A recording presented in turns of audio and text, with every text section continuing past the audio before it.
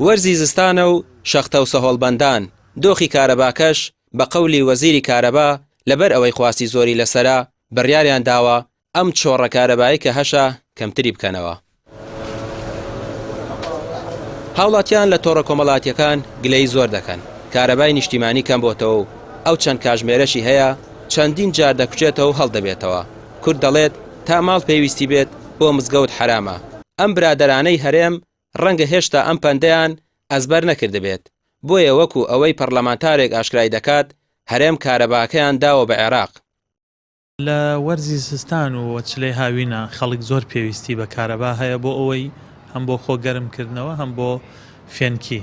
بەداخەوە حکوومەت دامی پێویستی وێزگەکانی بەرهەمێنانی کارەبا ناکەوە، ئەگەرنا ئێستا وێزگەکانی بەرهەمێنانی کارەبای غازی توانای زۆر زیاتر لەوەیان هەیە و ئەکرێ بەتابەت لە وەرزێکی سەختی وەکو زستانە پشتگیری بکرێن بۆی کارەبایەکی زیاتر بەرهەم بێنن. ئەمە یەکێک لە ڕێگە چارەکانە. ڕێگە چارەیەکی تریشەوەیەکە بڕێک لە کارەبا بە پارێزگاکانی تری دەرەوە ئیدارەی هەرێمە فرۆشن. بەڕاستی کاتێک خەڵکی هەرێمی کوردستان لە خوار ژێر سفری سەدیەوە ئەژی و پلەکانی گەرما تەنگی پێڵچنیوە، لەولا غازی گران کردووە، لەولا نەوت گران بووە و خەڵکی وەسیلەیەکی بۆ خۆگەرمکردنەوە نییە، چۆن تۆ کارەبا بە پارێزگاکانی تری عێراق فرۆشی؟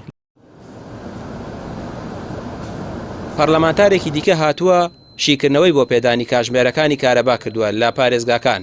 هەمووی هەر خراپە، بەڵام لە سلێمانی خراپتر لە خراپ و تەنها 8 کاژمێر کارەبا دراوە بە هاوڵاتیان کە کارەبانیە لەولاوە نەبوونی نەوت و غازیش تەنگی بە هاوڵاتی هەڵچنیوە. سەرەیەکی دوور و درێژ بۆ غازی بازرگانی لە سلێمانی هەیە بە نرخی 10,000 دینار. ئەو غازەشی لە وەکیلەکانەوە لە کۆڵانەکان هەبوو 2 هەفتە جارێک ڕەنگە بوتلەکت بەربکەوێت. باسی نەوتیش هەر ناکرێت. هاوڵاتی هەیە 4 ساڵە نەوتی وەرنەگرتووە و بازرگانیش لە کڕین نایەت. بەرمیلی ئێستا بووە بە 160,000 دینار. موچەخۆرێک بیەوێت بیکرێت و خاوەن پێداویستی تایبەت بێت دەبێت 10,000 دیناریش لەسەر و موچەکەیەوە قەرز بکات تا بەرمیلێک بکڕێت. پەیام لەسەر گرفتی کارەبا پەیوەندی کرد بە بەڕێوەبراتی کارەبای سلێمانیەوە، بەڵام ئامادە نەبوون لە دوان لەسەر کەمبوونەوەی کارەبا بدەن.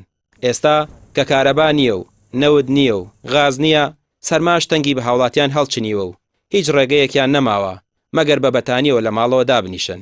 لە کۆتاییشدا شتێک بیری وەزیری سامانە سروشتیەکان دەهێنینەوە لێی دەپرسین جەنابی وەزیر ئەوە مانگی یەکیش کۆتایی هاتوو نەوتت دابەش نەکرد، ئێماڵت ئاوا بێت یا وەعد مەدا یا کە قسەیەکت کرد لە پایە بوەستە.